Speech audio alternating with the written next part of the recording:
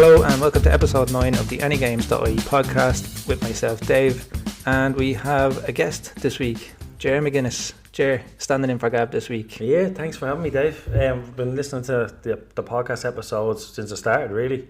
Actually talking to you before you started it up, so yeah, thanks for having me. It's great to be here. Yeah, no, it's great to have you on. I actually was speaking about you a couple of weeks ago on the podcast. I listened to it. And I heard you talking about when we were managing the team and all. Yeah. I remember that. Fucking disaster that it was. Well, yeah. Well, more so for you than me. Yeah, probably more so for me. But as I said on the podcast at the time, we were doing it.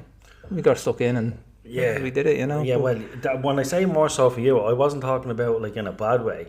I was talking about because you will be the one that would be left to put the nets up. Yeah, even now I can't fathom. Like I still didn't understand how to put the nets up. They used to come mad at me for it. I was winging it. I was winging it every week. Give me a bit of tape there. We'll tape it onto the corner. I know. But yeah, so welcome. Do you know what I'll do is I'll let the listeners find out a little bit about you and your journey in football. And where did you start? Yeah, I suppose like most kids, like it's different to now. Like not different now, but when we were kind of growing up and when we were at a young age, there was no internet, there was no Facebook and nothing like that. There was no distractions. So all you had was mainly your sports, your skill and your sports and stuff like that, you know. So I think even from a young age, I liked football, but I didn't love it. I didn't love football at the start. I was just kind of doing it. I think my ma just wanted to get me out of the house as a kid because she wanted a break. Yeah, I know what you mean. And that's mad hearing that from you because like I know you since we're 12, 13. Yeah. And I've always known you as someone who loved football. Yeah, that's what I mean. Like I was kind of, I can't use the word late bloomer because I started, like, my mum and dad would get me to go to trials like for Tulka Rovers and stuff like that at the time. They were the first team that I played for. And I was always very fast. I think up until about the age of 10 or 11, I toe poked the ball the whole time. I just couldn't kick it right. Yeah, I wasn't mad into it. I think it's because I didn't have any confidence in myself. You know, I loved other stuff like, I just loved running, to be honest with you. And when I mean running, I don't mean like jogging, like going for runs. I used to love like playing chasing and stuff like that. You know, I loved all that stuff. Kick the can and all that. All of that. Yeah. Playing rounders, you know, where everything that you can kind of think of that we used to play as kids, David. Just somewhere to put all your energy, basically. Exactly, yeah. And I think my ma just wanted me out to tire me out because I was just like, back in those days, like I used to struggle like to put on any sort of weight at the time. It's not like that now, let me tell you. But I used to struggle. But so I'd say around the age of, I remember under 7th trials for Tulka at the time. There was a guy managing Dave Vernon and Peter O'Brien, I think his name is, was the other guy. Now I don't know what Dave is doing nowadays or whatever it is, but he was my first manager when I went into football. I learned a lot from him, like the age of 7 and stuff like that, because back then there was like an A team and a B team and stuff like that. You know the way you have your first and second teams now. Yeah. It's the same principle, but I always remember that I didn't really show enough interest to improve to warrant probably going to an A team, and that was like that kind of whole way through life. So I was always kind of like, I liked the B team because it was a bit more relaxed and shit, and the people were a little bit more on my level of thinking and talking. So it was kind of more casual nearly at the time. Oh, 100% more casual. As I said to you, it was just kind of somewhere for me to focus my energy as a kid. Yeah. And I think that's what nowadays what a lot of kids are missing. Like they're indoors, they're playing video games all day. Now don't get me wrong, I'm a big video game player, as you are as well. Same. But because we're at the age we're at, we know where there's a cut-off for ourselves. Yeah. With kids now, you could sit them in front of that computer all day and they will gladly do it. Or you put a tablet in their hands and they sit there. So there's no energy burning off. There's no it messes with their creativity. It's just messing with kind of everything that you would kind of like them to be out doing. You know? Yeah, exactly. Out being social and out playing, which is like what that was our kind of staple of how we grew up. The only time you saw your man and dad was when it was time for dinner. When you had to go in. Or if you were in trouble. You kicked the ball or broke a window or something. Yeah. Or, you know, you hit a golf ball and hit a fence and went through the bedroom window. I wouldn't mind. It wasn't even through someone else's window. It hit your fence and went through your window. Straight through the window. Brilliant. But so getting back to the football side. So I started off with Tulka Rovers and I played there for a few years. and I really liked it. I went away with them on like trips and stuff like that. It was my first time away from home, away from family. We ended up, and oh god, I don't even know, somewhere in Spain anyway. And as kids, like, because more over there we did. The like, it was at the time where the managers, they put you to bed, like, lads, go on, Innie's going to bed, don't move for the night. Yeah, right. It wasn't that, and managers fucked off to the pub, like, you know. So, but it was a different story when you had to be called back to the chalets because the lads were causing murder down there. Yeah. So we were on there, but there was about 5 or 6 other teams from like North Dublin, which was like from Finglas, so I think like Wefton and stuff and that were there.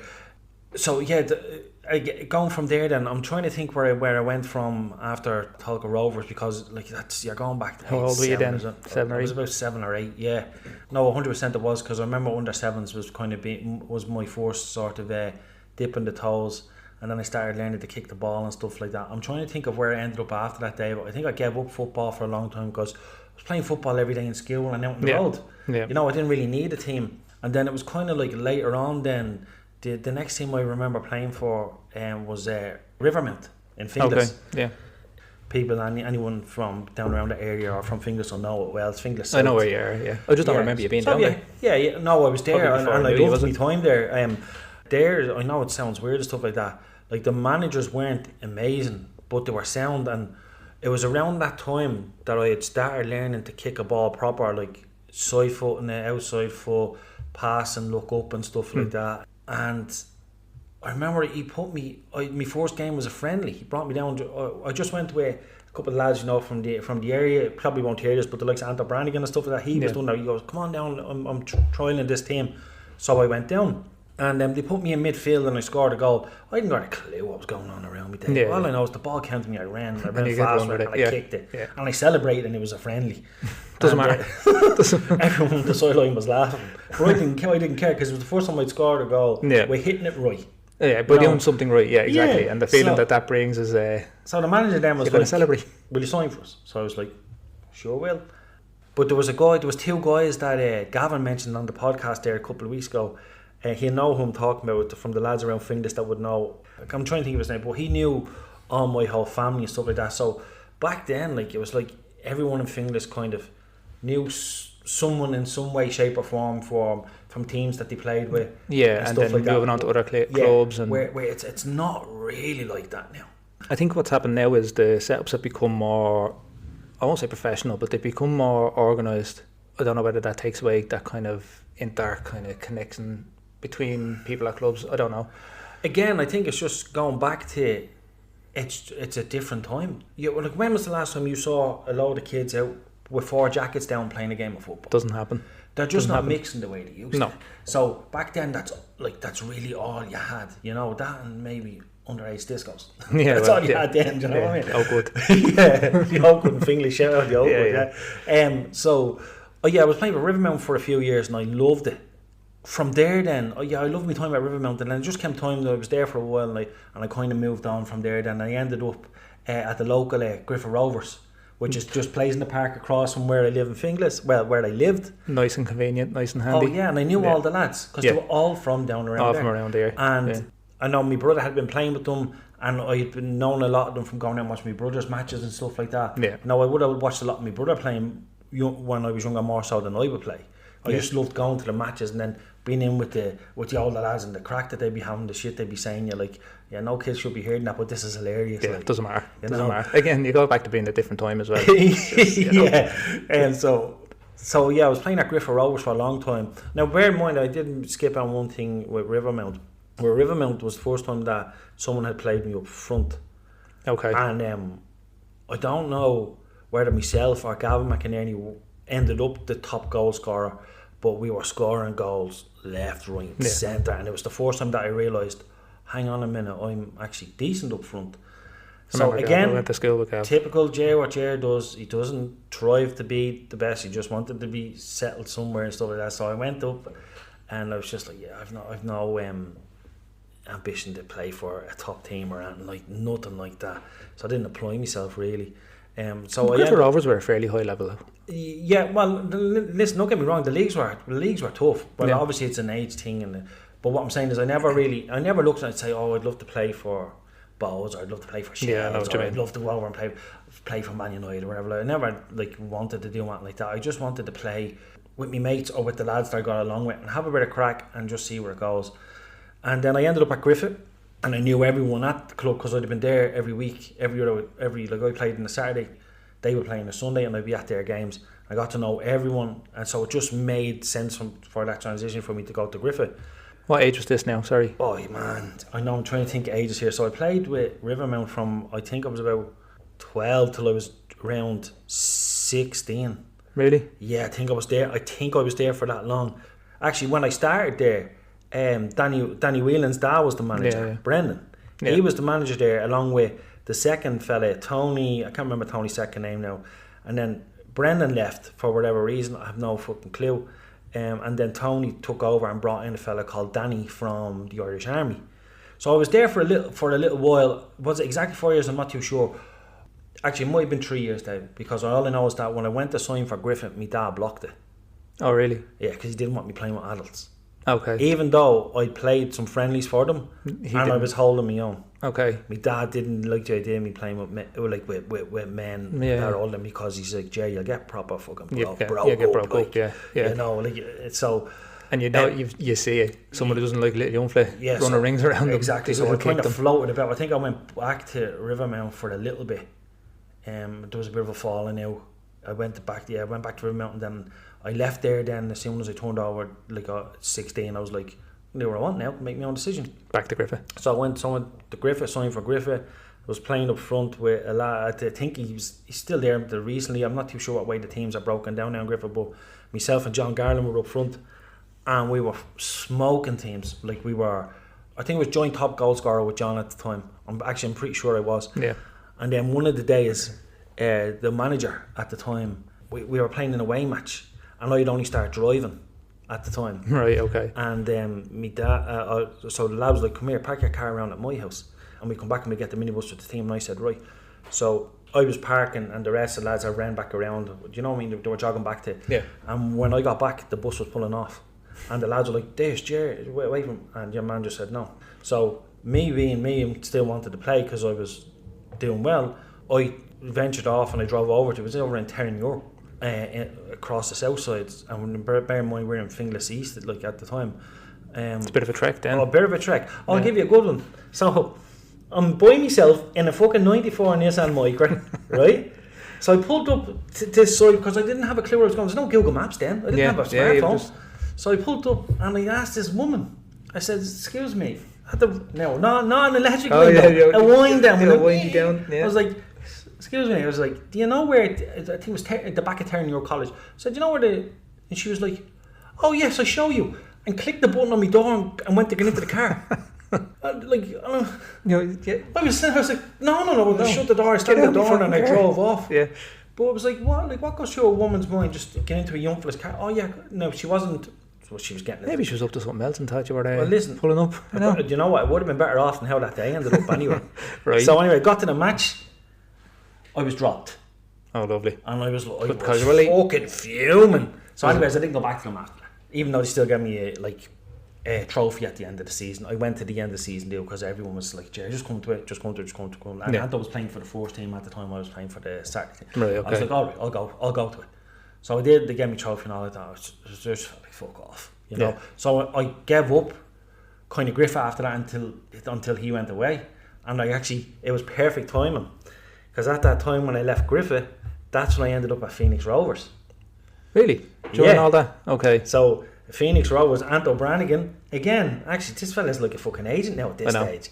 So Anto and rest in peace John Doyle at the time, they went up to play a couple of friendlies for Phoenix Rovers. I don't know how Anto knew about them. I don't know. Anto had always had these. Yeah, because they were only a new enough team at the time, were they? Phoenix Rovers.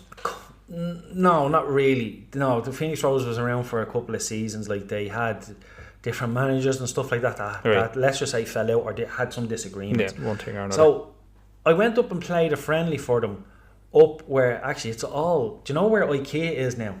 Yeah. They were all football pitches. In behind that was all football pitches. New Ballymun United stadium, if you want to call it, is there. So anyways, where IKEA is in and around there, you have to drive in and around off the back roads to get into it, and we were playing some head cases. Like, I don't even know where they were from. Like, they were just lunatics, the lads we were playing against. Anyways, I was putting on my clothes to go home because I wasn't getting a game, and someone got injured. Like, I had my clothes just about on me. Yeah. And he was like, Ger, can you? I was like, so I really quickly togged out and put the gear on me, and I played very well. And then there was a fella playing for them at the time by the name of Des. Des. Des was playing for them. Okay. Now, Des was a smashing player. Yeah.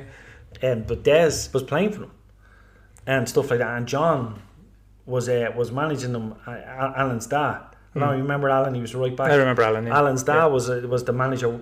I remember John as well. Yeah. So after that game, then I was like, I don't know if I want to come back down here. This is all mental. Like, there was a fight and all. I was like, I don't know if this is where I want to play, you know. So then I went and played a friendly for them in the Bogies in Cabra. Lads, what's the name of that team that everyone hates playing, that plays in Cabra?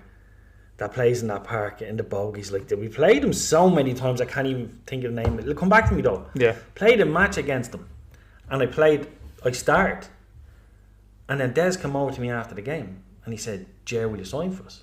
Was he still playing at the time? He was still playing, and then he was playing and managing kind of, and I was like, I got a good vibe from Des. Yeah. So and Ananto was that, and that was going to sign as well. And the lads were fairly sound, like, and I was like, yeah, fuck it, why not? Yeah, why not? So I signed for Phoenix Rovers, and I was there for years, like, you know, to the point where I was a regular starter all the time. Played a good bit of football there. Loved my time there. Learned a lot from Des, and played some of my best football there. Actually, I don't even to this day bad word say about Phoenix Rovers, because I spent a lot of my young adulthood there. Yeah. You know, and then just a good group of people up there. Yeah, that's why I signed for, like, Des and all. And then now I will say one thing though, I wasn't too long after signing, and I can't remember what happened. As they normally did, there was a certain few players would let Des down all the time. Yeah. And I don't know what happened at the time, but Des stepped down. And I remember it was a training session after a game, and Des went around, he was shaking everyone's hand, see. The minute he grabbed my hand, I pulled him in and gave him a hug, because I got along with him so well, and I just felt I could see in his face that, like, it was affecting him. He didn't necessarily want to do it, I would think. I don't know, you see. Maybe he did. Des had a love-hate relationship with managing football, and I remember him telling me that afterwards he was like, nothing really kind of got to him about it until I kind of gave him the hug, and then it kind of sank in. Right. So Des was gone for a while, and then a couple of like a little while later, then, do you know, like that scene in The Godfather, just as I thought I was out, they pulled me back in. Yeah. That's where Des ended up back in. Yeah. And I was still playing for him at the time, and got to make some good friends. There were such a bunch of characters, man. I swear to God, even going nights out or going away with them was absolutely hectic, like, you know. That outing trip. Yes. That'll come later now when I bring you into the fold. But yeah, Des, lovely time there. Then eventually Des stepped away. The team kind of disbanded. Oh no, Des was stepping away, and then he came back, as I said to you, and then he hung around for a while, and then it came to a stage where they wanted to start up another team. Or he didn't say, he said, would anyone be interested in managing the second team? And I didn't say anything at the time because I didn't know it was. Yeah, if you wanted to. Do. I knew I loved, like, at this stage I loved football, like football was my life, you know. So football is life. Yeah, it's just life. So he says to me, actually, were you there? I was there at this time because. No, I'm just thinking, because I brought you up to play, didn't I, for a bit? Yeah, that's right. I was up there for a bit playing. Yeah, playing. Maybe you want to call it that, but yeah.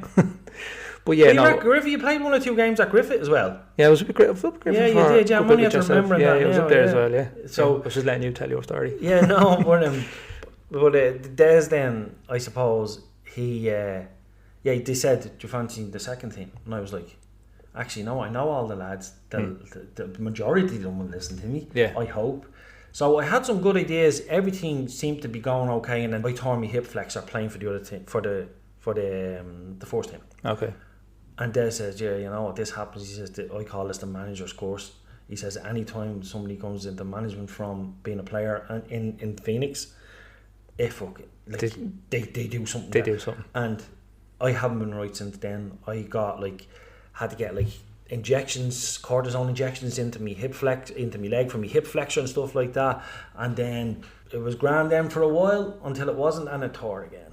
Okay. And I was like, I think with something like that, unless you're getting like top-notch treatment for it. Well, it was up in that sports surgery place in Santry. That's top-notch, like, you know. But he was like, I'd be fair, I wasn't probably doing all the rehab that they wanted me to do in regards to stretching. I think after I stopped feeling it being sore and stuff like that, I just went back to normal. Like, I'm okay now. And then I kept hearing, and like the pain of it is unreal, Dave. Like even when you cough, it's hurting and stuff. So I just stuck to the managing then. Yeah. And when he asked me to manager, I asked you then, did you want to come in as assistant? Yeah. Thankfully, it was AUL football, Dave, and it wasn't Leinster Senior. Yeah, there was no. Because it was Leinster Senior, we would have spent our time all over the south side, sometimes in the country, because that's the way that league works. Yeah. Like, you know, I think the furthest we ever would have went there would have been like Tala. Yeah, Tala would have been far enough, and then we obviously, because they're based in Ballymun and stuff like that, would have been the likes of Balbriggan. Yeah. You know, maybe that was the furthest. I can't remember even where the furthest was that we played. Unless you got through to like one of the rounds in the Leinster Junior Cup where you had to travel out, you know. Maybe. Like we got stuck with Bluebell one time when I was playing for Griffith. Actually, we had to go all the way over the south side. Like, and that, like now it's not that far. But no. Then it would have been a little bit of a hike, a little bit further then. And like you say, that was before. And that was like you say about travelling. That was before Google Maps and all that. Oh yeah. So, you were reliant on either ringing the other team for directions or your manager remembering from memory from when he played from the last time. Yeah. So I asked you to come in as a manager. Yeah. And I suppose we were there for, I don't even know. Was it even 2 seasons? I think it was about 1.5. I think it was weird the way it fell. I think it was a bit funny. Yeah, and it was right around that time. And I'm not going to lie to you, it was around that time that when my mental health really started to take over badly. Yeah. Like I was having bad mental health where sometimes I'd go up to the matches and I'd sit in the car because I just couldn't, the anxiety, I barely struggled to get out of the house, let alone take training sessions and stuff, out, you know. Yeah. So I was very, very thankful that I had asked you at the time because I knew that you'd find a way, you know, where to put the nets and stuff like that. Or getting the lads out and getting whatever the warm-ups and all that. Trying to get lads up out of bed sometimes. Stop. I was only speaking about it on one of the other podcasts about that. Yeah. Sending texts on a Saturday night asking people to, like, are you available tomorrow? And then they're like, oh, sorry, no, be there. Or you're texting the other manager, can I borrow your player for... Exactly, yeah. You know, instead of because things injured and all. To go back to Des was very good actually at the time. Yeah, either tell you it's like with Des it was either a straight yeah or a straight no. Straight yeah or straight no, but more often than not Des was on the sideline as well on a Sunday. Oh yeah. Do you know? Oh no, Des was always be there. That's what I'm saying. Like I shook up a great friendship with Des. Like me and Des were very good friends. Like I had a season ticket and all with Des for Man United. Like we went over back and forth. I remember all that. Actually, I remember picking up the Premiership trophy the final day season against Arsenal. Nice. Just want to put that in there. Yeah. I think it was Ronaldo and Tevez's last game. Right. I'll probably do some bad. So that's how long back it was. The digs I've been taking at Spurs on here and whatever. Yeah. So listen, I'll go and probably do the same with some Liverpool if that's okay. Yeah, that's okay. Yeah, we'll get to that. But I suppose like all the way up to that, Dave, and I'm not lying to you, that would have been the first and only time that I dipped my toes in management. You know, I started the FAI badges and stuff like that, and then I stopped them. Because I think I was disheartened because I just couldn't play football. Yeah, and it just wasn't for you to get into the focus. As I said about mental health stuff, I didn't have the focus to, like, I couldn't even figure out formations and all at one stage, Dave. You know, and I was just like, it is like it's good to get that experience to know if it is or it isn't for you. Yeah, you know, and I think as we spoke about on here a couple of weeks ago with Gav, you'd nearly be better off managing kids at times. Yeah, but do you know what? That's why I started doing my badges. Yeah, because even I was like, I wouldn't mind even taking to the Willows is a club that was close to where I was living. Yeah, you know, I was like, even imagine taking a kids team for the Willows and stuff like that. And then, but as I said to you, like, I think there's the mental health. Just I'm going to keep touching on because it just became so bad, Dave. Like it got so bad that like I couldn't hold concentration for nothing. You know, so I waited a while, and then Phoenix Roberts disbanded, unfortunately. They merged, did they? No, then they went as Pat's Phoenix. St. Pat's Ard was another team. So St. Pat's Ard were the managers for them, and some of the players used to be Phoenix Rovers. And they broke away and started up their own thing. For internal politics, I think. I was never told the full story. Yeah. And even if I was, I don't remember. So they broke up. And shout out as well to the lads at St. Pat's Ard / St. Pat's Phoenix. I went to school with a few of them. Oh, really? They were in my class and all, yeah. And when I went down there, like, again, just some really smashing footballers. Just great crack to be around, like menaces in the dressing room and all, you know. So I actually started playing back again. In a way, I kind of regretted it because I did very, very well from my first good few matches. I was getting like man of the match and stuff like that, and I was doing quite well. And then I remember I was after putting on a bit more weight because with the mental health side of things, they started to put me on more and more kind of medication because I wasn't coping on that side of it. And I started to pile on the weight from the medications and stuff. So with the medications from sprinting and stuff like that, you're going to get injuries easier because you're carrying more weight. My hip flexor torn again, and I was like, I'm done, finished. I'm done with football. Yeah, I was angry at football because I couldn't do this one thing that. Especially, I think when you're starting to you're finding form again, and you're coming back, and you're like, Jesus, I still have it. Yeah, like the matches and all, and the training and all, they were giving me a routine, David. Yeah, you know what I mean? They were getting me out of the house, getting me to train, getting me doing before, even though. Like my brain, my head could be hell for 6 days a week, but on that 7th day when I was playing a match, that was all I was focused on. It was all good, yeah. And then after that, I got back to feeling shit. Yeah. And that's what I was kind of, because I was after losing that kind of, let's call it a support system in that way. I know what you know. And I was losing that connection with the players. Now I still went down and watched the matches and stuff like that. And then as a kid, I inherited, not inherited. When I was a kid, I was fascinated by.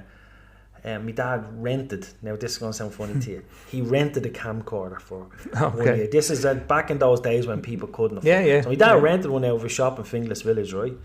And he did the video. My brother was playing in Croke Park and stuff, and he did this video of like my mum and dad's wedding album. And he did these mad transitions where we're flipping through the page, though, and I was fascinated by the camera side of it. Yeah. And that stuck with me the whole way through life. I've always messed about with a camera or did something with a camera. See, this is what I was going to ask you now. Yeah, and this because I know then, sorry, you're telling the story, but you got into the photography side of things and the sports photography. I've known you years. Yeah. And now only with a microphone in front of me, sitting here doing a podcast, am I asking you, how did you get into the photography? Oh, yeah. So this, again, through football. And what I mean by that is, when I was playing for Phoenix Rovers, we were playing our matches in Poppentry at the time. Do you remember when we were playing in Poppentry? Yeah.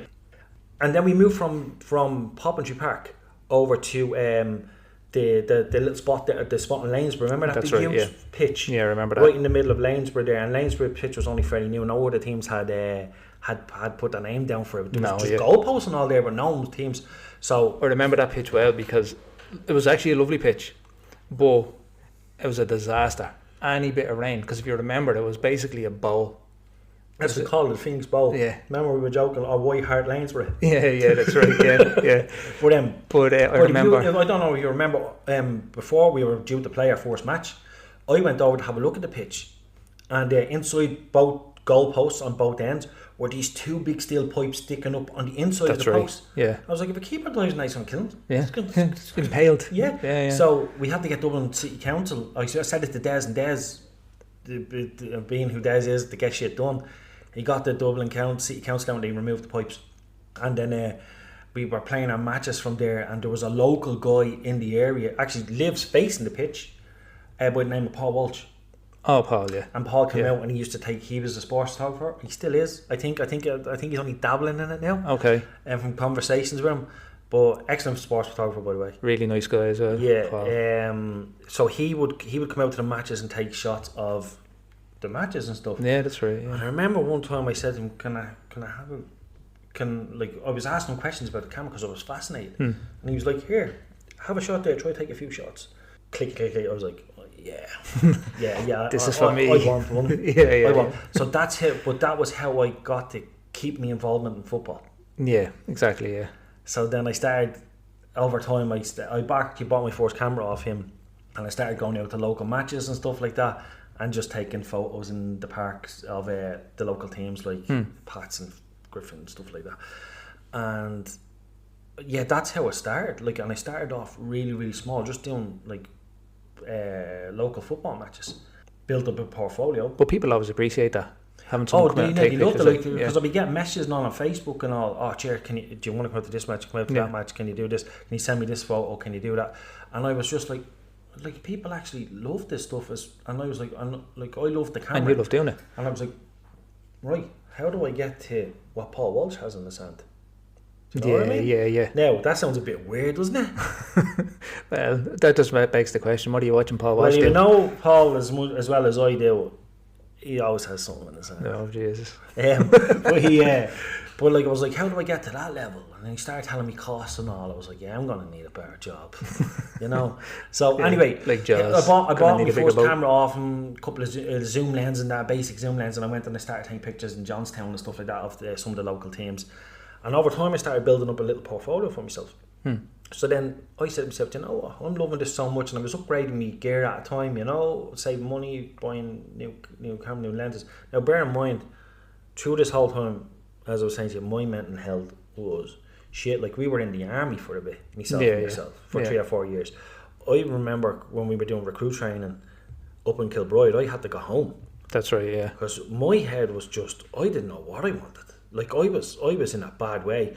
Although, I think even at that time, I didn't even realise or appreciate how bad it was for you, mental health wise, because I think you'd kept it so well to yourself as well. I didn't understand it. I literally thought I was going insane, and I was like, I'll tell you what it was.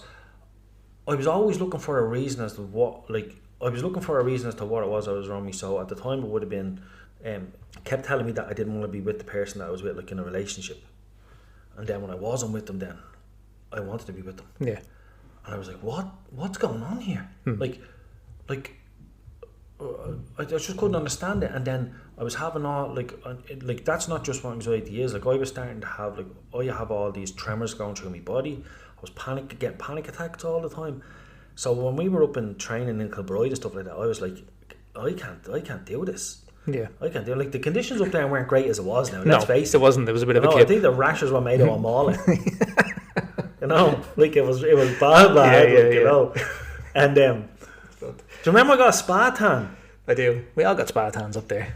Unbelievable. Yeah. But anyway, I had to come home, and even when I come home, like, I was with, she's my wife now. Yeah. And Drea, I was with, shout out to Drea. Yeah, shout out to Drea. Yeah, she the one that's held me down the whole time, but she's when I mean held me down, I mean like has stuck by me, like. Yeah. She's been holding me down. Like, I didn't think you were giving us an insight into your private life. Stronger than me, she holds me down. The man in this. No, but she we went through a tough time because I was all over the place in my head, you know. So anyway, the photography side of it kind of gave me something to focus on. You know, like, I knew that I'd be back out at the matches at the weekends, and I wasn't limited to just going to, like, I was playing for a team, I was playing for my match. No, I could go out and I could shoot, maybe I could go out on a Saturday and a Sunday and shoot different teams. Yeah, exactly. So it was getting me back out there again, you know.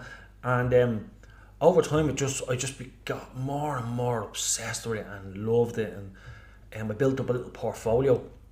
Then I started applying to, like, bows and rovers and all to see if I could get into those guys. I said, like, here's my portfolio, I'm fairly new to this, I'm starting out. I would appreciate it if you could maybe give me a pass for one of the games where I could come in and do some photos. Yeah. And the very first team that were kind enough to do that was Bows. Okay. Bows said, yeah, come on in and take some photos. So when I went in, I got to see how it was, where you, like, the application process to getting your pass, to applying for an FAI press pass, even though that doesn't really mean too much now, and experiencing what it's like shooting photos in a stadium full of people. Let's face it, it's Northside Dublin, so it's mental. It's rowdy, you know. But it's great because they're my type of people, you know. And so I got to do a Bows match, and then I kept applying for them, and I was getting directions from one of the guys in the FAI about, here, apply for this media press card, and then, you know, keep applying to clubs and stuff like that. So then, all of a sudden, I started up, from shooting for myself, I started up a little business called Elite Irish Sports, and I used that as a brand name, I used that as a company name, as a photography name, Elite Irish Sports Photography.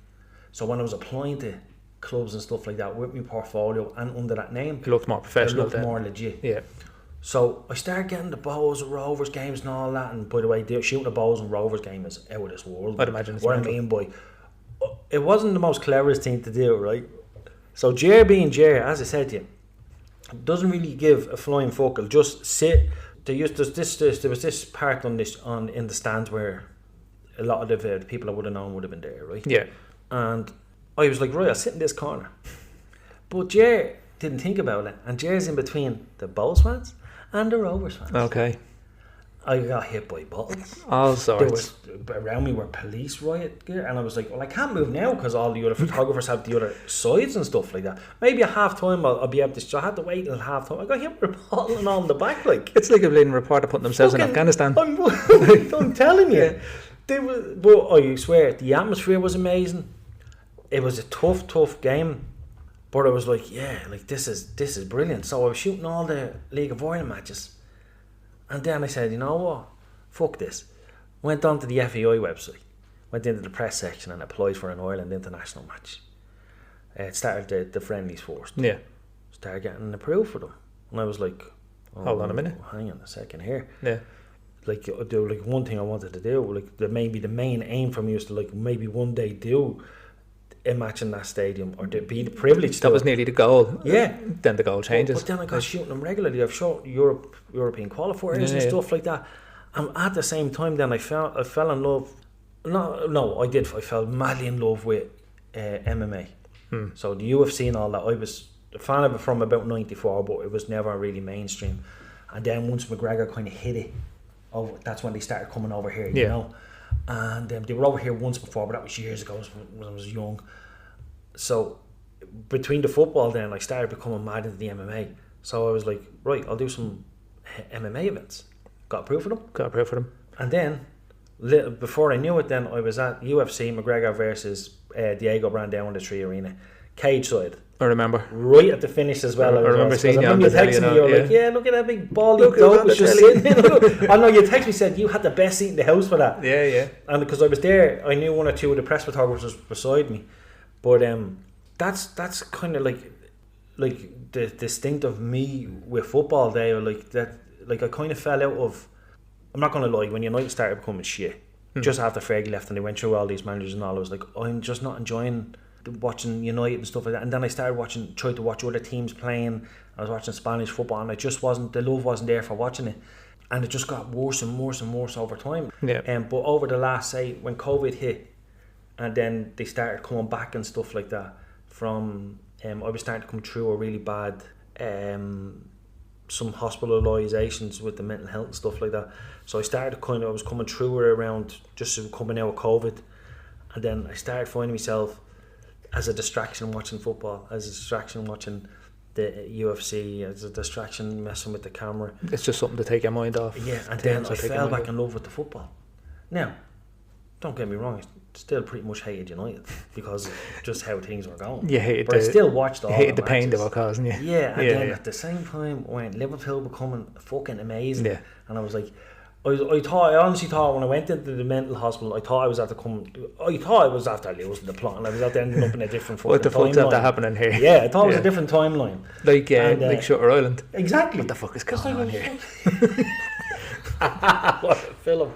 What a reference. Yeah. But I started to fall back in love with the football, and I was enjoying going to like local matches and stuff and all like that again, just watching and the banter and seeing all that. And yeah, I suppose now kind of where I'm at is just like I'm watching as much football as possible.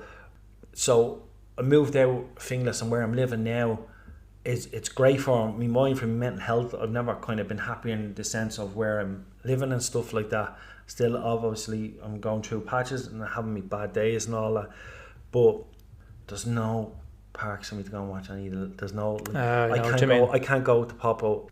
I can't go watch Ballymun United playing. I can't go watch Griffith playing. I can't go watching Wefta playing or Valley Park around. I can't do that because there's nothing around me. You know what it is? It's just I just miss seeing friends or people I know play. I know what you mean. And stuff like that, you know, and our teams that I'm familiar with. And it's just that in that sense it's tough. And there's no way you're getting me from where I am. And at 11 o'clock or 10 o'clock in the morning now to drive down to Finglas or Ballymun to watch a match. Just to watch a game. Yeah, and it's just like, as much as I'd love it and as much as I miss it, I think where I'm at in life now is just, I have a different kind of path now. What I mean by that is, well, when I was shooting the football, I was shooting the international men's friendly matches and stuff like that. I shot the match where Christian Eriksen just broke our hearts. Yeah. You know, I have some great photos of that. I actually ended up shooting the Liverpool. Do you remember I can't remember the guy's name. Do you remember the guy that had an accident overseas? He was a Liverpool fan. Sean Cox. So I shot that memorial match, and I had people left, right and centre, Liverpool fans. Can you get a picture of Alisson? Can you get a picture of this? Can you get a picture of that? Yeah. And I have to say, I've shot some matches, right? And Klopp come over to me, the Liverpool players. They stayed around with nearly all the fans signing autographs inside that stadium at the end of the game. Very good. Where most other teams will just run off down the tunnel and that's it, you won't see them. You might get a clap, they might clap towards it and then fuck off down the tunnel. But Klopp and the team stayed, right? And I remember one of the lads was like, "Oh, can I get a picture of you, Klopp?" And he was like, "What do you want a picture of me for? I'm not these guys are the..." Yeah. But I forget even who they were playing, but it was good. It was a good game, and I actually think I shot, was it Arsenal and Chelsea? Yeah, they played over here in the friendly. Yeah, have that as well. You have that one as well. Being a big Arsenal fan. Yeah. So, like, it's taken me to some amazing places, and one of the guys out at FAI, Stephen McGuinness, he actually is, like, Stephen's a relation of mine. Oh, okay. Yeah, he was a really good footballer, played for Home Farm, and even they had that whole thing at one stage, was Home Farm Everton. It was the first time the English team was coming. And he contacted me one time because I had done I did a memorial for, again, you're going to have to forgive me here, Dave. There was one of the players that was after being diagnosed with cancer, one of the League of Ireland players, and the name will come back to me. I have the picture somewhere on my Facebook, but I had to go to Grand Hotel in Malahide, or was the Palmaric Hotel? It was one of them, and Stephen asked me to come out and take pictures of Shane Long and another couple of players with support for the fella that had the cancer and stuff like that. So from there then I got another call off Stephen not too long afterwards, and he was like, "It's fancy coming to the president's gaff?" And I was like, "What?" I was like, "What are you talking about, Stephen?" Come on. He was like, "We're heading over there. Mickey D is a big fan of League of Ireland." Right. You might be, I don't know if you see, just be in the stands and all that. Yeah, you do see it, yeah. I've actually seen him even at Pat's games and stuff over on the south side. But yeah, I ended up, had to dress in a suit, all the way over to his, people are going to butcher me for this. You rock this? Or to what's it called? Artists and Luke Duran, isn't it? There you go, yeah. So over there, like a dope, standing at the gates, waiting on everyone, and then security came in, met with Mickey D's press secretary and stuff like that, and secretary gave us what the deals and what the don'ts. If you talk to him in Irish, he'll only talk to you in Irish for the rest of your life. Right, so don't talk to him in Irish. How's the president in Yeah, put me on the spot here. Irish? Can't say. Don't know. El Presidente. Oh yeah. So I had to say, I can't see the names of the boy. I can remember on I would have remembered it then. Do you know what? Gav is going to kill us listening back to this. Oh, he's fluent Irish. Yeah, I well believe fluent. Yeah. Do you know what I'm going to say? I'm going to call him Ook the Rogue. That's the Irish word for ice cream, right? So I can't. It's something like that anyway. But but if you addressed him in that when you first met him, you shook his hand. You're standing in a line, like you see someone tell you standing in a line. He comes along, shakes in the hand. It was like Mr. Bean. I thought I was going to loaf him, but he shook the hand. But if you address him in Irish, anytime he talks to you, then will only be Irish. Only Irish. Okay. So you're fucked if you say the wrong thing. Yeah. So I said president or whatever, but he was so nice, Dave. So nice, and he was. When I was there and he was at the game, he was giving it all. He was giving all about the players and all. I was like, this fella loves his football. Yeah. Like his Irish. And then I was told I had to leave the room while they broke for tea, because tea is when they discussed business. Okay. Or whatever they were doing. So Stephen and the rest of the lads and stuff that they had people over, they all stayed and I had to bounce. Right. Now, was that your phone? Or you have a vibrator hidden somewhere? No, we'll say it's the phone. So Michelle was there pressing the button.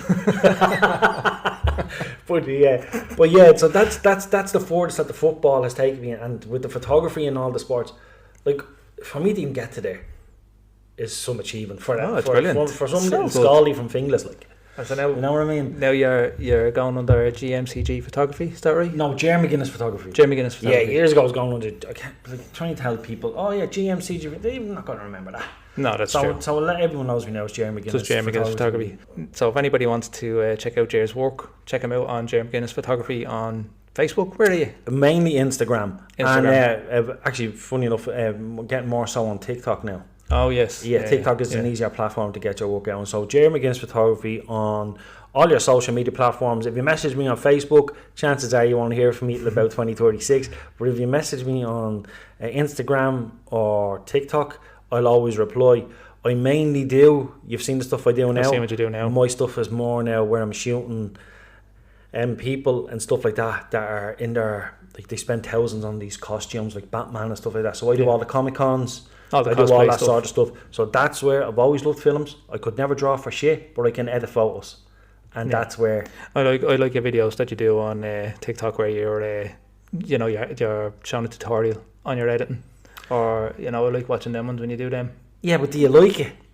I do. Well, I'm going to go back now. I'm going to check these hard, so you better be careful of what you're saying. There might be one or two I like on it. Oh yeah. No, I get you. It is. Sometimes it can be therapeutic watching stuff like that. Like I watch Chinese men making soap, and like don't cut that out because it's an actual page where they show you how they make all like soaps, anything you think of from natural resources. And I'd be fascinated. But yeah, that's my story, Dave. What I will say is before we go on to the next subject, I suppose is that some of the stuff I don't know if Dave is okay with me mentioning this on the podcast, but I do struggle really a lot with mental health stuff and stuff like that. So if anyone is struggling out there and feels like nobody can relate to them or talk to them in any way, always shoot me a DM on the socials and I'll chat to you about it. I've had it now 20 years.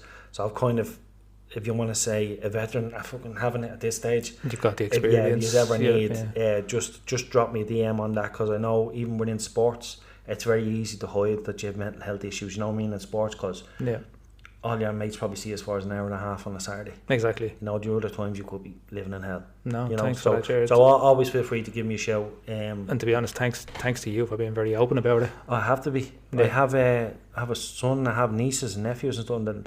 And for me, when I was going through it, there was nothing like this, Dave. Yeah. I went through it where, if you looked at the film One Flew Over the Cuckoo's Nest, that's what it was like at times, like in some of those hospitals and stuff. But I am in a better place and stuff like that. But I do still have me wobbles. Some wobbles can last a little bit longer than others. But I don't know how isolating it can feel, even when you have people around you. So. Because they can't relate to you. But if you do ever struggle like that and you feel like that, or you need any tips and tricks on how to maybe go about addressing the issue, where to go or who to go to, stuff like that, just give me a shout. Or you can reach out on the AnyGames page. Just drop them a DM, and Dave can always just say, "Hey, Jared, this person reached out. Yeah. Can you touch base with them?" That's great. Thanks, Jared. So, Jared, moving on then. A topic I want to talk about, just something that was raised to us by one of our listeners actually this week, Ray, through our social media channels. Yeah, go on. It's about a proposed €1 million development for synthetic football pitches in the Rathfarnham Castle Park area, which subsequently has been, I wouldn't say rejected or blocked, but by Paul Murphy. TD Paul Murphy, yeah. TD Paul Murphy. Yeah. And him and his wife have basically objected to this proposal on different grounds. I think they were using biodiversity and wildlife grounds and accessibility to green areas and stuff like that as their basis for the objection. Right. So it has been put on hold as far as I know. I'll just read a bit about it. The South Dublin County Council proposed investing approximately $1 million to develop an all-new, all-weather synthetic football pitch in the Rathfarnham Castle Park area. The plan aimed to create a community sports facility, including a fenced floodlit area to support local football clubs and schools. It was positioned as a response to the long-standing needs for better sports infrastructure in the area, where existing grass pitches were often unstable due to Ireland's wet weather, particularly in winter. We actually discussed that a few weeks ago on the podcast. Local clubs such as Castle Rangers FC had reportedly been waiting for years for such an upgrade to happen. you know what that sounds like to me? That sounds like some fucker that was picked last in PE. yeah. That's what that sounds like. You know, the fella who's not ingrained into that life of the importance it is for kids for sports, how important it is for those facilities in the area for clubs. Like, do you know how many clubs look at the Irish football team? No offence, lads, but we're fucking shocking. Why are we shocking? Because they don't invest in the right facilities. They don't invest anything into Irish football. Half the Irish football, if you're anyway decent, you're over to England. Do you know what I mean? You have to go over there to earn your trade and stuff like that. Mm-hmm. But that's shocking. It is shocking, especially for those areas. There's so many clubs in that area that would or clubs, facilities, people just needing that kind of facility in the area, and people that need work. Yeah, there's that as well. Do you know? Does people like these places bring jobs? Well, looking at some of the backlash on it, there's been accusations of a kind of not in my backyard kind of thing. So basically, he's blocking it because doesn't want it nearby, or you know. I don't know about that now. I don't know. I can't speak to it because I don't know him. I don't know the area that well. I don't know him. I don't know the area. And I'll be honest with you, Dave. Other than second-hand stuff, I don't watch a lot of news for this particular reason. It's because of this stupid fuckery that goes on. Like, we look at it as a that's positive. That's going to get kids away from their computers for however long they're away for training with a football team. They're going to get a sense of community, going to get a sense of interaction with other people, so it's not over a microphone, whether they're playing Roblox, Fortnite, Call of Duty. Whatever's keeping them away. That's just for the kids. And then you have the people who are adults who may need jobs in that area. Cost of living is not cheap. No. You know, and also the revenue it can bring in as well, because if that's under floodlights, they obviously get to charge for those pitches, because the electricity and stuff like that. Like, again, I get what he means by the whole biodiversity. What he's trying to say here is, I don't want it there because I don't like what it's doing to the land. Well, the part of the objection was local bats, right? That was actually part of it, and they yeah, I know. Who's this fucking Bruce Wayne? Look at that. Bats, right? Like how? Okay, so that was one of the things was bats. That was one of the things. Serious. But actually, Dublin City Council done a survey in the area and found there was no local bats, so there was no basis for that argument. And anyway, they try a big bright light. There they are. So that is it, and it's so far as it stands at the moment, it's not gone forward. It's still there. The proposal's still there, but it's been objected, and we know objections like that can stop a project like that in its tracks. So I know we're not going to speak on this for too long, right? Because I know this is just going to be one of those, like, I don't know that area. I know. Did you say Timon? I said, was it Timon Park? Rathfarnham Castle Park area. So okay, you're talking Dublin West there. Yeah. Is it Dublin Southwest? No, that's Southwest. So I'm just trying to think: is there even anything like? There are clubs and facilities and all that are not too far from, like, they're not a million miles away. Like, you would have the likes of like Harold's Cross and stuff like. They have a nice little setup in there. I think it's an Astro pitch with a nice cage and stuff around it. But I'm not too familiar with the area itself. What it sounds like to me is they're trying to put. This I could be completely wrong because I don't know the area here. Sounds like to me that they're trying to put this nice new facility in there that's going to be maybe a bit loud, maybe a bit bright. And locals in the area don't want it because it's going to be a little bit of a fucking hindrance in their life. Yeah, they're going to see it. My little area is getting this thing and I don't like it. Exactly, but look at all their cars are parked out there. All the noise of them or whatever. They don't look at the bigger picture. Right, that could, like, you build a facility like that, and as you said, kids are not getting in trouble, or they're getting out from behind their computer screens. Yeah. You know what I mean? Stuff like that. You know, or kids who would be getting in with a wrong crowd might end up at a football team instead. And what about kids that may feel like they don't belong in any crowd? Yeah, exactly. And there's a place of a sense of belonging. Like, we've seen it, and I've seen it so many times where you can spot kids that may not necessarily be the most athletically gifted play for football teams. Yeah, but they still play, and they still.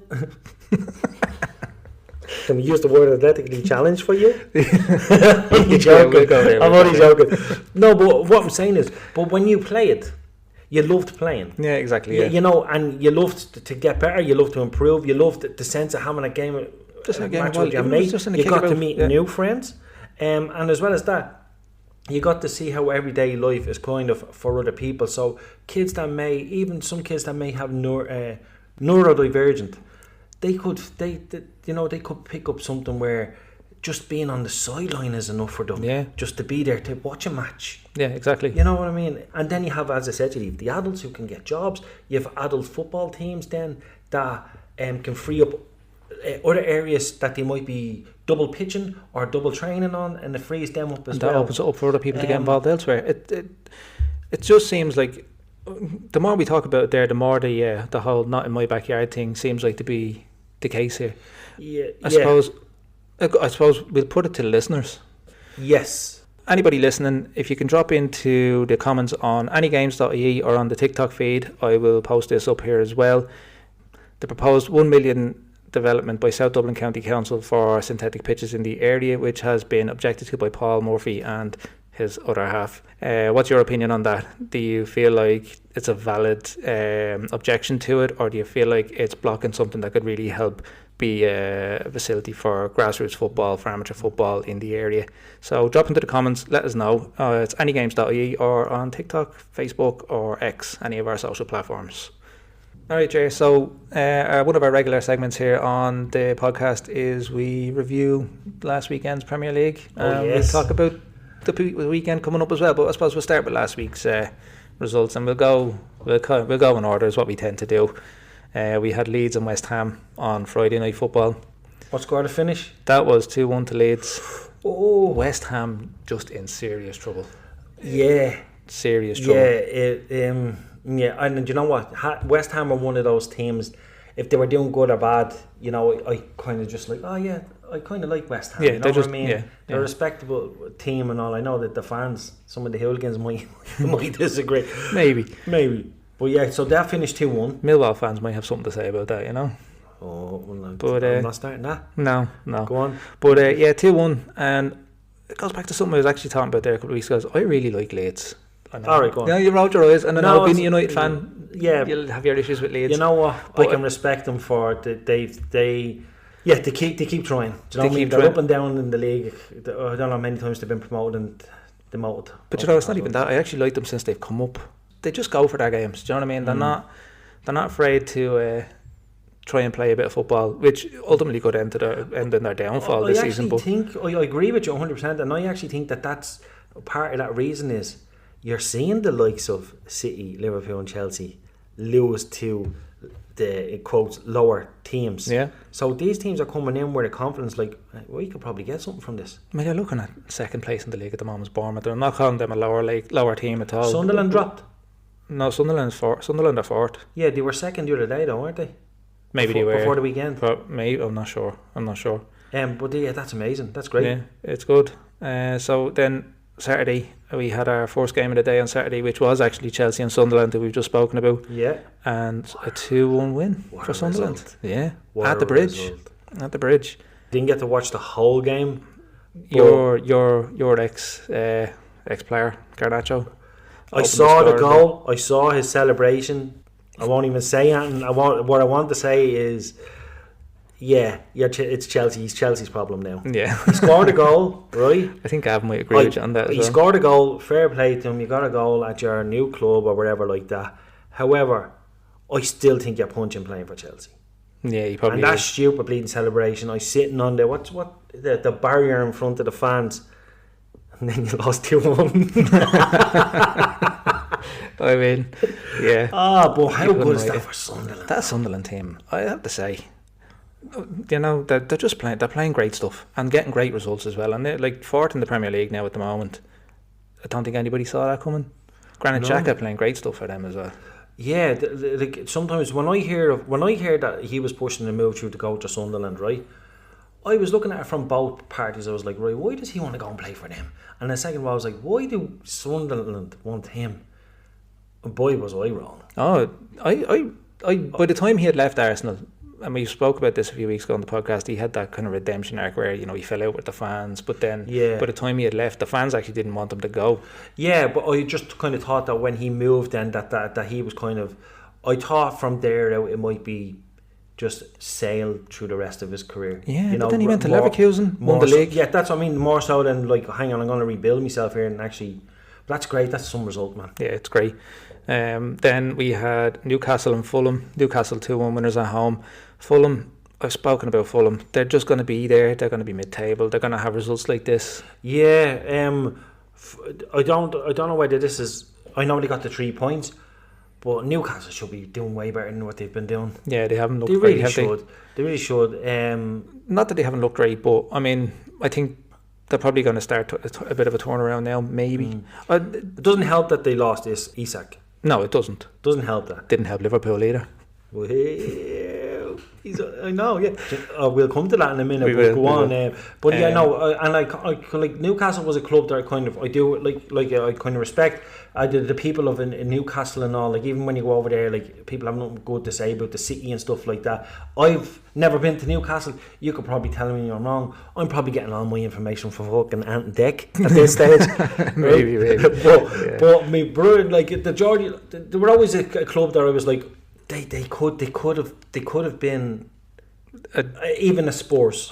Well, I was just about to say that the Spurs of the North. Yeah, you know. Yeah, but someone else said that recently. It might have been Jason Cundy on, you know, TalkSport with that other clown. I can't listen to TalkSport. No, I don't like it. I just can't. I also can't listen to some of them fan channels. Some. I do like some of them. That's why I said some, not all of them. Speaking of fan channels, this lad might be getting a haircut in the next couple of weeks. Yeah, man, the United Strand fella, whatever is a Strand. That's right. Because we had the haircut. Yeah, because we had United winning 4-2 at Brighton. Come here, I watched, as I said, sat and watched the whole game.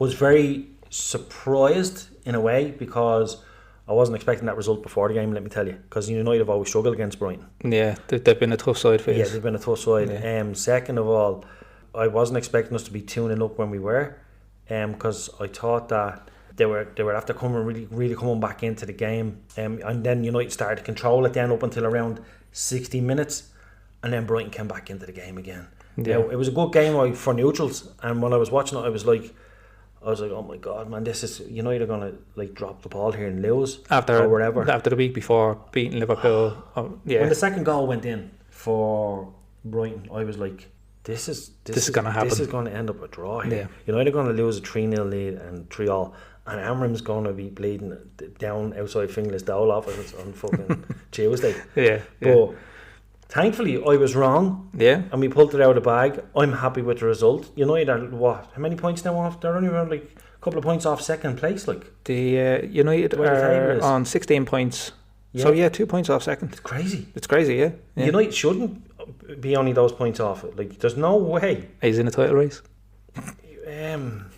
We're in no other race. We're out of everything else. This is true. What I will say is that I didn't agree. I thought what messed United up, and I hope it's okay for me to talk about United for a second, because I know we're going to talk about Arsenal.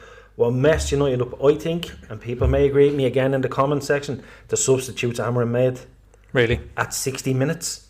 I think he messed up. Like, we were in control of the game. Those subs didn't need to be made until the 70th, 75th minute. Give Brighton a way to get back into it. So first of all, he took off Dorgu, who was having a decent game, and when I say decent game, he ran himself ragged. Dorgu he's been having a good season. He's a solid player. He works his arse off. He took Diallo off for him, right? When we were in control of the game, he took Ahmed off for Dorgu, right? Then he went and he took Casemiro off for Kobe Mainoo. Now that one I would have tended to agree with, because Casemiro doesn't have the legs anymore. Yeah, but he did do well for the goal. When it came to Kobe Mainoo, I was like, yes, because I like Mainoo, And then he went and he took Cunha off for Ugarte, and Cunha was having probably his best game for us. He scored a goal, no? Yeah. I think he opened the scoring, did he? Yeah. And he was having his best. You could see, like, he was having a great game. And then he took Sesko off for Xerxes, right? So you bring in You're taking Sesko off, who is a solid player. His link-up play is brilliant, right? So you're taking Sesko out of there. Then in behind you, behind the striker, then in the midfield, then he takes off Cunha and puts Ugarte in. So any sort of control we had over the game straight away, it just gave Brighton a chance to run through us, and that's what he did. Like, Welbeck is a handful at the minute. Yeah, he's playing really good, isn't he? He's playing really well. Was that a pun? No. It should have been. Oh, God. I'll go back to it.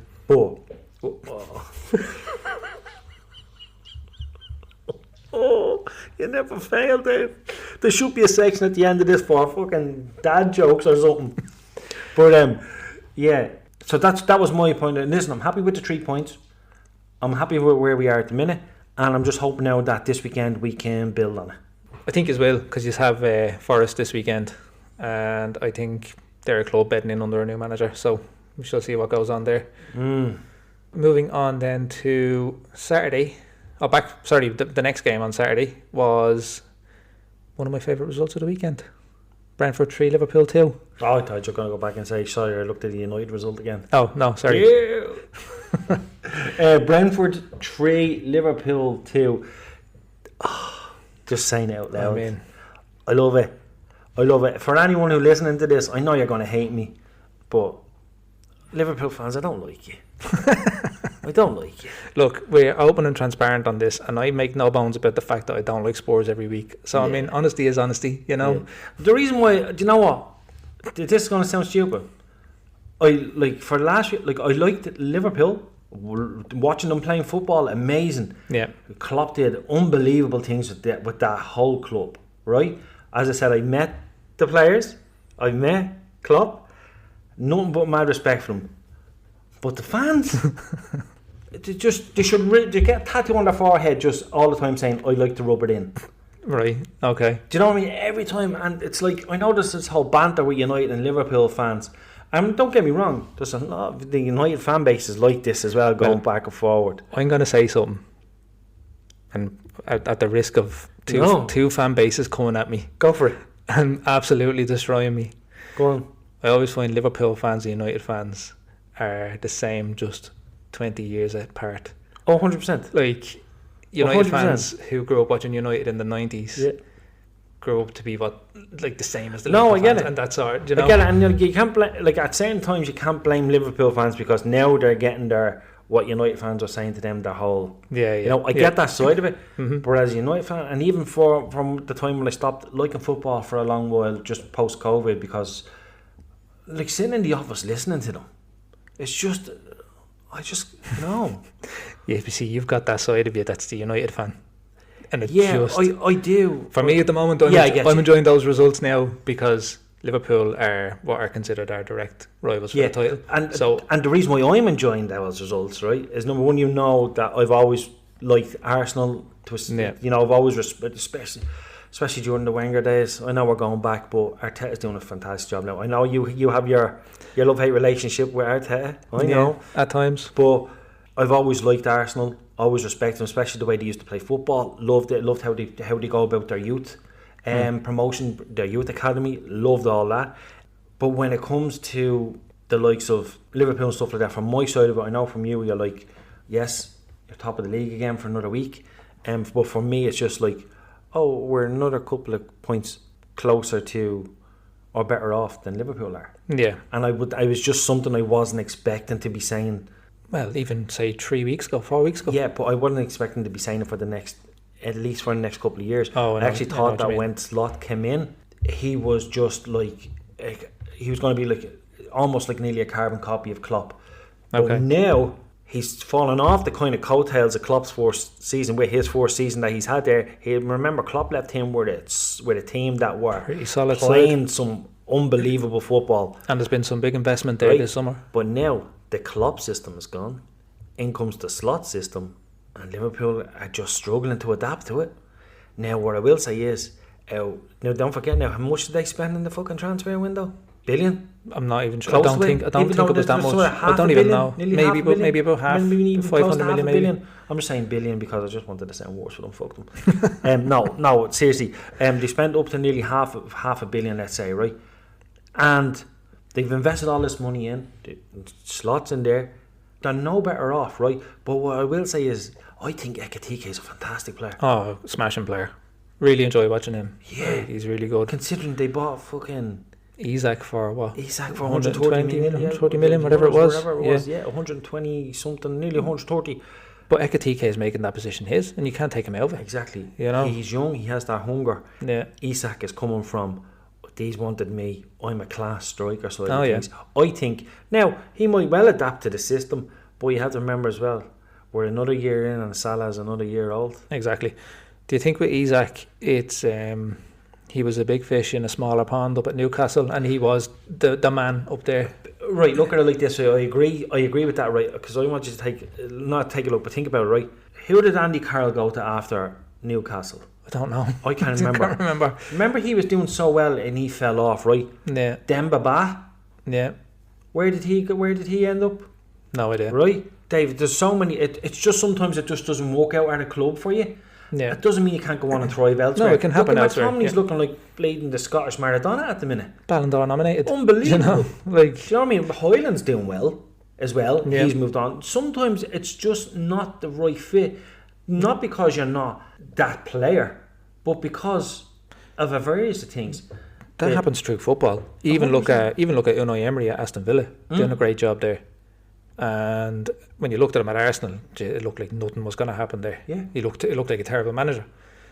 We know that's not the case. He won multiple European trophies, and but like you say, you just have to be a right fit at the right time at the right place. And look at Fernando Torres. Yeah.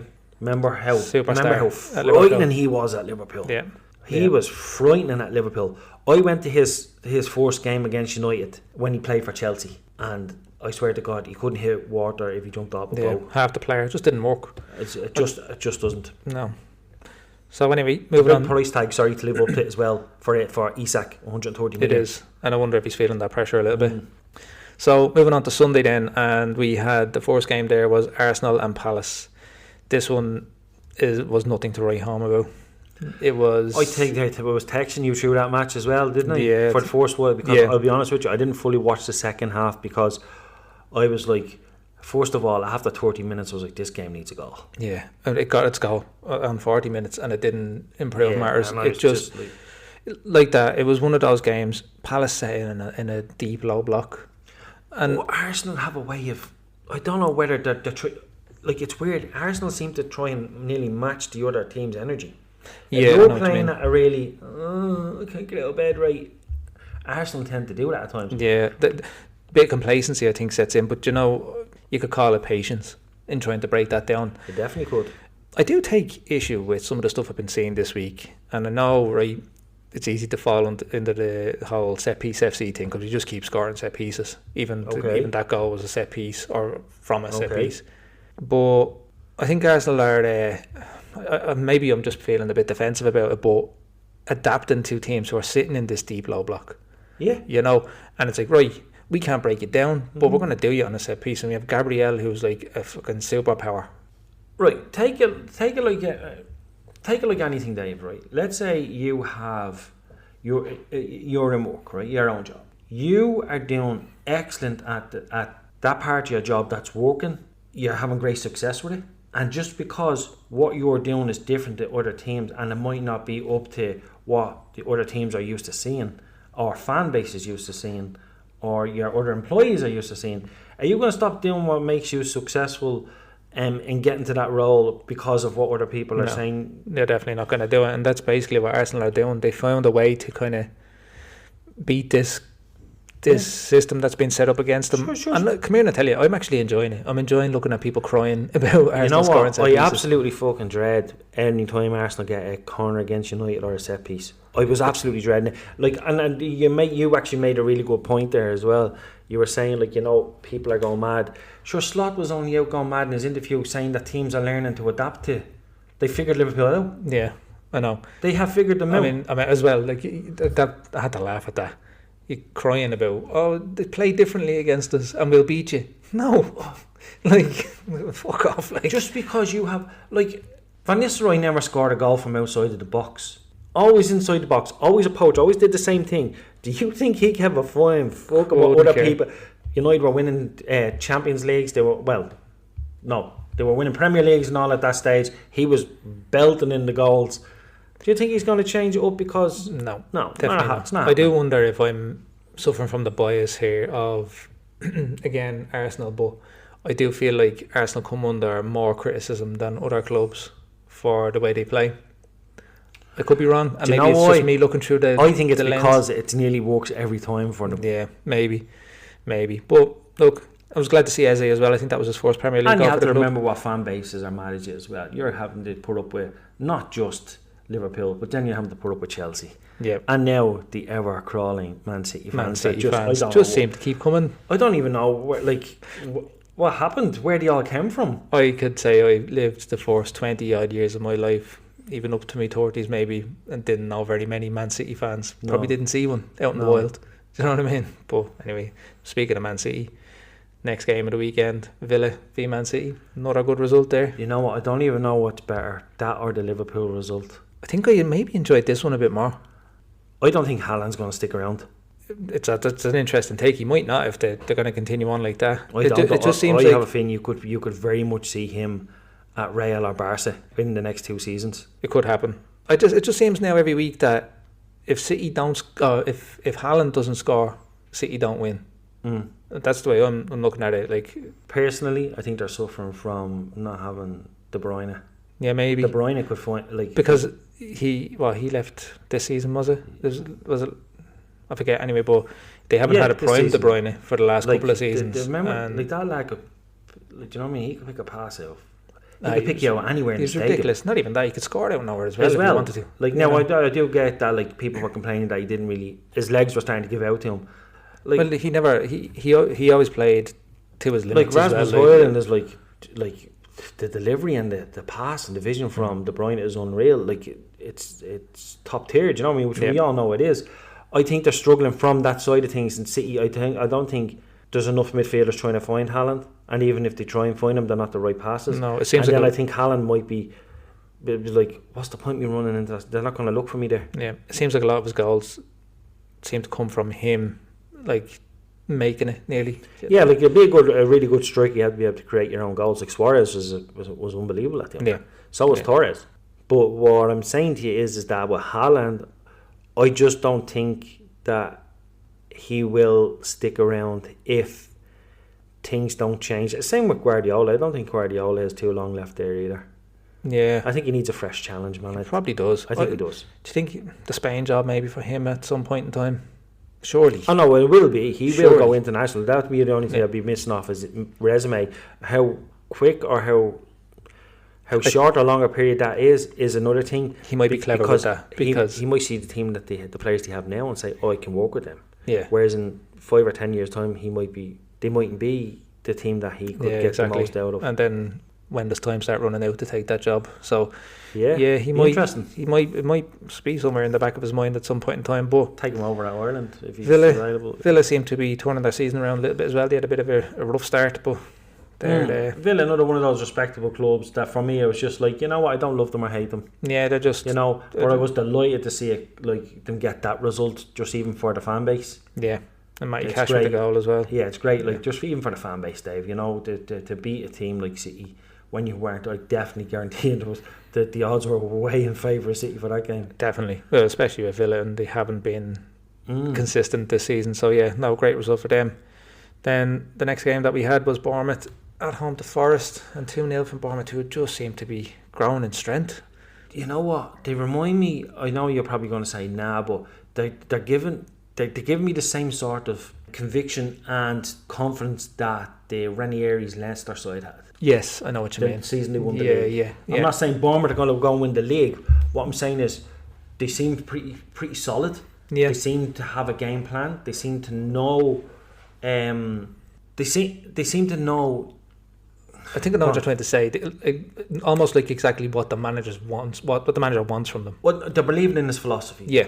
Right, yeah. And they're sticking to it regardless. Because if you look at their unit the whole way through that game, watch their shape, watch how they move, watch who's covering when one goes forward, and it's great to see, especially a club like Bournemouth, which I definitely wasn't expecting to see them that high in the table this soon in the season. Definitely not.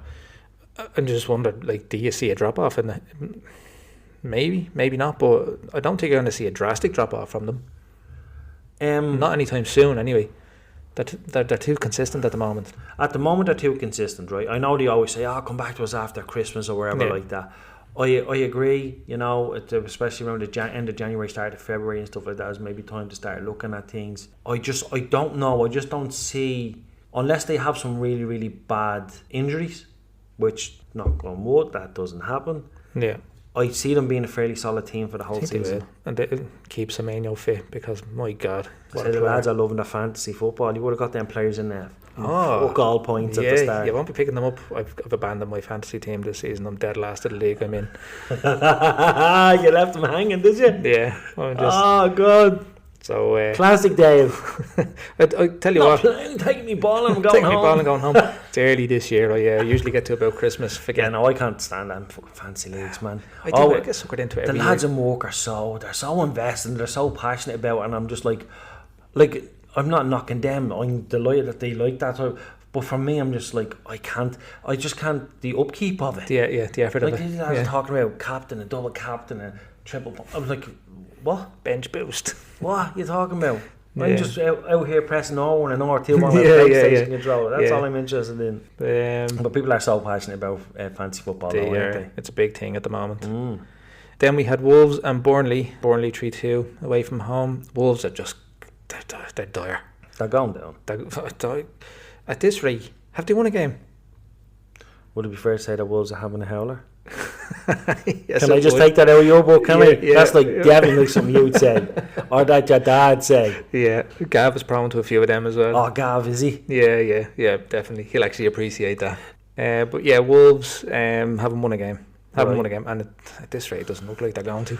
No, they might have to sell in January as well, I think. Are they in trouble financially? No, but I think this time next season they will be. Yeah, maybe. You know, going down and stuff like that. But don't you get a little boost for going down? I think of some of the players that they have, like, will they be still able to afford some of their wages and stuff like that in the? I don't know, Dave. You know more about. I'm not sure. I'm not a stats person, by the way, either. No, I'm nothing like that. I couldn't even tell you what the players are on. I'm just thinking, don't they have one or two decent like midfielders and stuff like that? That might just say, hang on, I'm not going down to play in that league. Yeah, possibly. But I mean, they're part of the problem. Like, do you know what I mean? Yeah, this is the other thing, isn't it? You know, how much does your value drop when your performance is not there, and people see how bad Wolves are? I don't know. Something's just not right there. Then the final game of the weekend was Everton and Spurs. Spurs won. Oh, did they? Yeah. Yeah, so it was 3-0 to Spurs away from home. 3-0? They scored 3 goals? They did score 3 goals. Was it 3 own goals? No. Mickey van der Ven with 2 and Pepe Sarr with a late third goal then. And Everton, I think that might be their first loss at the new Hill Dickinson Stadium. Is it? Yeah, I think so. Fair play to Spurs, well done. We'll move Everton, on. Again, another one of those clubs that I didn't really... growing up, I had one or two friends that were Everton fans and stuff like that. Yeah, I don't really have any animosity towards Everton. No, not at all. What I will say to you is, Spurs scoring 3 goals. Yeah, it leaves a bad taste in the mouth, doesn't it? I'm still confused. How Everton conceded 3. Let alone against Spurs. Because usually very well set up, Everton, and David Moyes has them playing well, but there you go. So that was the weekend. There's one or two things that we didn't touch on, though. What was that? Bye Ange. Yeah. Gone? Yeah, I kind of mentioned it last week on... Did I mention it last week? Yeah, but just me and you. So Ange is gone. Ange is gone. Yeah. Brendan Rodgers is gone. Oh, Brendan Rodgers, yeah. And Martin O'Neill back in the hot seat at Celtic. Oh, God. That's a strange one. I don't know. Do you know what's like that ex you keep going back to? I mean, you've torn Celtic on next week. Henrik Larsson will be playing up front. Who else? What else happened this week as well in regards to managers? Any other managers do you think that are in the hot seat at the minute? Look at the top. Look at the table there, right? Yeah. Who out of the top, out of those top 7 clubs there, who do you think will be the first if sack a manager? If someone was to go from the top 7, you're looking at Liverpool. Or are you looking at United? No, I don't think so. I think if United continue on their upward trajectory, people are going to be singing Amarin's praises in the next few weeks. Wait, Liverpool are playing Palace tonight in that EFL. If they lose, so what were you saying? You think Slot could get the boot first? If anybody from that top 7 is going to get the boot first, it could be Slot. it's the only one that makes sense to me. I'm just saying Amram only because all the shit I see online because of, through the United channels and stuff like that online. Yeah. I'm only talking because of that. I don't really pay too much to some of the channels. There are one or two decent lads out there that do some great work. Gav mentioned it on here. Your man Rory from the Chelsea fan channel. I actually like him. I think he's good. So there's certain other channels, like I can look at some of the Arsenal ones, I can look at Chelsea, I can look at but do you know what? The United stand works for me, but we won't get into that. Yeah. I suppose then, are we looking at anybody in the bottom half of the table? Let me see. Well, I think surely Forrest are not going to change another manager. I mean, if 3 or 4 weeks' time and Sean Dyche hasn't won a game. Oh, fuck. That's right, actually. I mean, that's right. I don't know. They're playing Hughes this weekend, and Hughes are on an upwards trajectory. I think he's beat them this weekend. I don't know. I think Wolves are going to have no choice. Wolves might have no choice. I think West Ham. I spoke about Fulham thinking that they're going to be mid-table this season, but I'm just looking at the table there now. I mean, they're right in the middle of a relegation battle. I'll tell you, do you know what?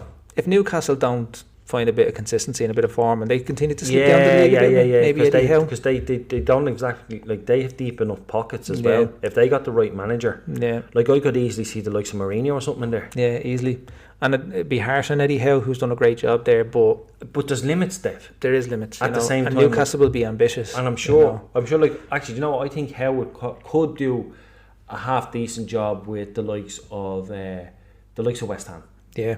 Or the likes of Forest. Get them in there, Forest or Fulham. And that's not a dig at Sean Dyche or anything like that. I'm just saying, like, I think at that type of club. But yeah, I think you're right. So maybe that's a show. Maybe Eddie Howe. So this weekend, and we'll just fly through them, I think, Jerry, and give a few predictions, maybe. See what you think. So go for it. We have... Actually, that's a good one to do. Let's do predictions real quick. So the first game of this weekend then, Jerry, and I'll ask you for your prediction on it there, is Brighton and Leeds. Oh, I'm going to go Brighton. I'm going to go Brighton 2-1. Yeah, I think so. I think you're right. Leeds playing well and all, but Brighton at home off the back of a defeat. I just think, Brighton. And it was a defeat that I don't think matched the scoreline. Yeah. No, probably not. But yeah, so I think Brighton will bounce back this weekend and Leeds will just have to suck that one up. Then we have Burnley at home to Arsenal. I'm going to go Arsenal. You have to go Arsenal. What I do think is that Arsenal have to really go for it though. Oh yeah, because if they let Burnley at home play Burnley football, which is, we could be very well talking about another one of these. Even the goal, set piece goal. The one. Remember you were saying earlier that the one goal, even after the one goal, the game was still shy. It was boring. It could be another one. It could be another one of them, or Arsenal could romp home. I think you're right. I think Arsenal need to go and do something to, especially after that game, just put that to bed a little bit. And it's a good opportunity. Burnley, who it's the ability there to kill off teams, but that's the only problem I have where Arteta is. When he sees the jugular, he stands back. Yeah, he doesn't go. He doesn't take that final step on someone's neck, and finish the game off. But so I think Arsenal comfortable winners. I'd like to think anyway. Quick question for you: is Gyökeres punching? The Geordie's out on Gyökeres. Okay. I need to see more. Yeah, and I'll say that I need to see more in a couple of ways. I need to see more from him, but I also need to see more from him. Like, I need to see him. Sure. The first half of the United game, didn't I? Like, I remember coming to like 30 minutes and Benjamin Sesko had no touches. Like, it came up a stat that said 0 touches. So he was finding it hard getting himself into the team, and then he was finding it hard for the team to get him. Yeah. And I think that's a bit of a problem at Arsenal at the minute. I think I can see Gyökeres and he's making the runs, and he is making good runs and putting himself in good spaces. Sometimes the ball's not getting to him. And I wouldn't when you brought him in for that reason. Yeah, to get those balls in there, and someone to be at the end of a ball like that. I don't know.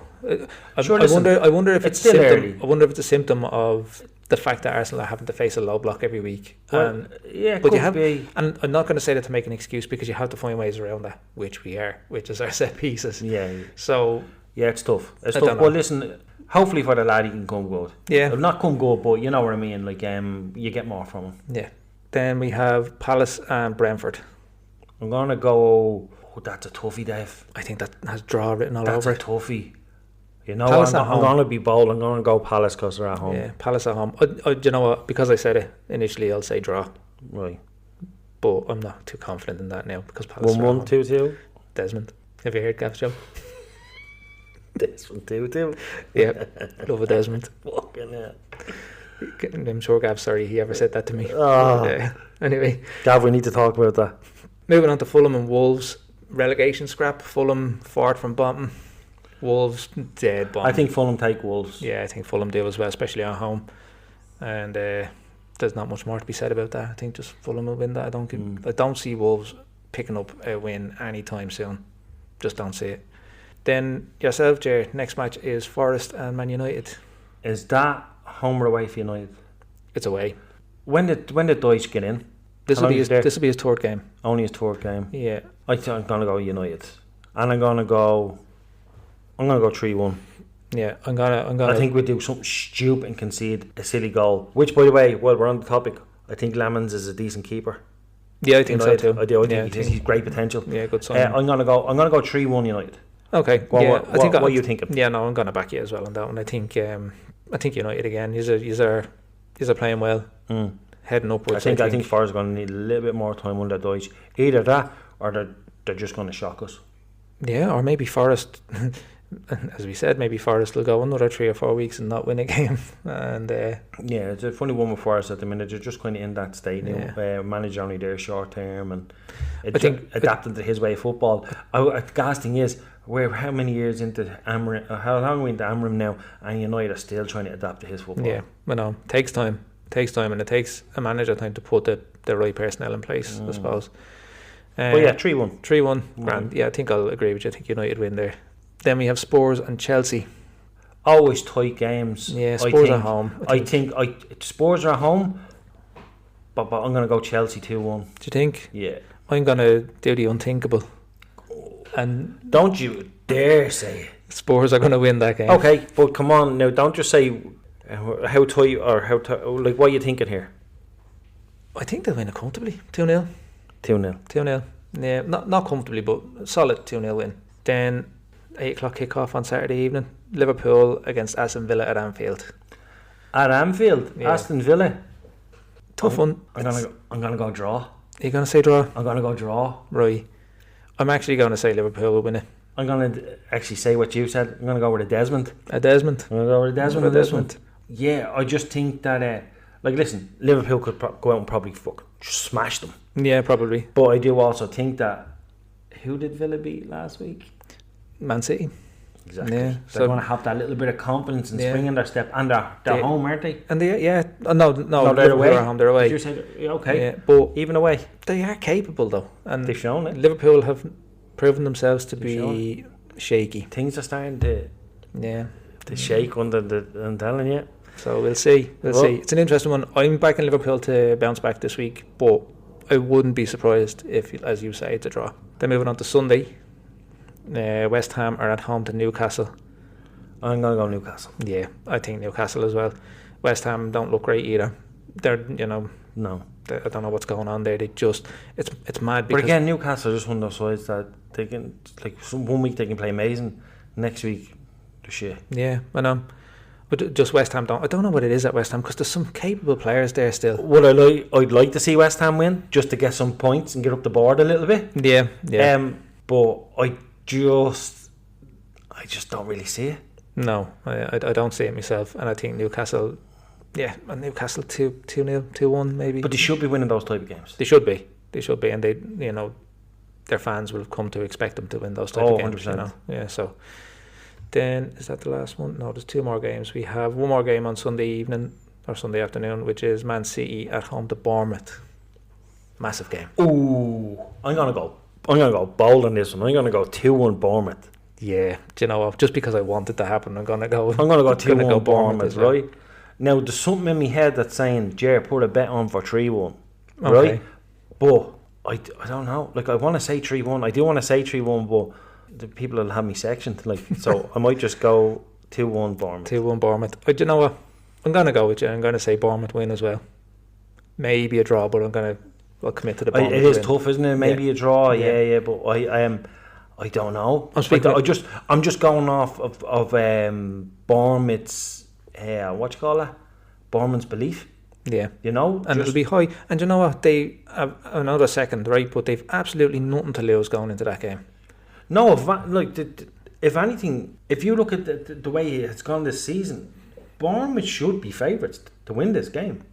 Yeah, but you would like to think so. They should be favourites. Yeah. But because we know the players that you have, because we know who they are, what they are, and there's always the Haaland factor. Fucking what's his name? Vigo again? From Ghostbusters up front. Yeah, and they have bleeding. What's his fucking Guardiola? Yeah. You know. Yeah. I think that the fear is always there that it might just click for them. Yeah, they'll always have that. And they can terrorise you when they do click. But let's see. So what did we go with? What score did we go with? We didn't. We just said. You said 2-1, and you said Madness 3-1. But yeah. So, you said what? I just agree with you. I think Bournemouth will win. You said Bournemouth will win, or possibly a draw. But I'll commit to a win. Talk about sitting on that fence. I know. I won't. I'm gonna. I said it's like fucking flipping a coin and saying heads and tails. It lands in the middle. Imagine you standing up straight. Yeah. No, Bournemouth win. Feck it. Right, we go. Right. And there was one more, no? Monday night football. Oh. Sunderland at home to Everton. Oh, what a fucking great Monday night that'll be. I know. What a way, you're just coming down off Monday evening, but the excitement. Fucking hell, yeah. I think Sunderland win. Who we got, Sunderland and Everton? Yeah, Sunderland at home. I'm going to go, no, Sunderland. Yeah, I'm going to go Sunderland. Form. I'm going to go a bit of form. I'm going to go 2-1. 2-1. Actually, I don't even know if Everton will score. I don't know. It's hard to say. Could be 2-0 Sunderland. Yeah. It's hard to just write Sunderland off now, isn't it? Like, isn't that mad? Yeah, I know. Not even coming up, like. I can't remember the last time I've seen it from a team that's just come up that have been that high flying. Maybe someone could point that out to me in the comments, and you know. Yeah, we're getting old here. Our brains are not working as much, you know. So yeah. And we've no hair in our heads either, so there's nothing to keep those thoughts and those brain cells from flying away there. Exactly. Sometimes those thoughts just verbalise, you know. Yeah. I reckon now if we knew to try and grow any sort of hair, we'd have like that Bobby Charlton fringe. Know that comb over shit? Yeah. So I think that wraps up the Premier League predictions, and I think that wraps up the podcast maybe for the week. Just, I suppose, for me to say thanks, Ger, for coming in this week. No, pleasure. I haven't seen you in a while either. So it's a good way to catch up as well. Yeah. It is, definitely. And first of all, you're doing a great job on the podcast. Cheers. I know it's what, episode 9? This is around episode 9 now. Episode 9. Great little setup you have here as well. I think it's comfortable. Nice and warm. The cup of tea was lovely. Yeah. You didn't get to finish it, but... It doesn't matter. No, I really enjoyed that, and...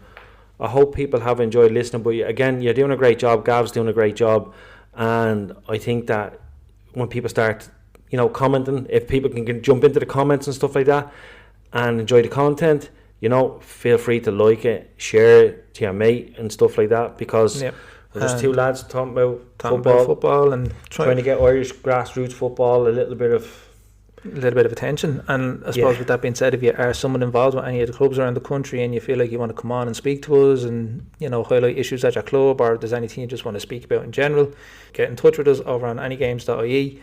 We're on all the usual social platforms. You'll find us on X, on Facebook and TikTok, Instagram, and anywhere you can think of. Don't forget OnlyFans. Oh, yes, of course. Yeah, Dave is nude with just the football boots on. It's a sight to see. I suppose thanks very much. And anybody as well who wants to check out Ger's work, it's Ger McGuinness Photography. Yeah, Ger McGuinness Photography on all social media platforms. And what I will say to you is, I am a huge Marvel comic book superhero fan, and I'd say my last 100 edits have been all of stuff like that. But if you scroll down even further, you'll see maybe some female models, and you'll see some sports, loads of football. So if you jump over and let me know that you came from the Any Games page, and likewise, if you engage in any way, shape or form, and you want to reach out, DM me about anything, I'm always there, just like Dave's always there on AnyGames.ie for any questions, queries. So listen, Dave, again, I really want to thank you for having me on. Hope you'll have me on again in the future. 100%. I was just about to say, hopefully we'll have you on again. You and Gav, keep up the good work. Will do. Goodbye everybody, and see you on the next one.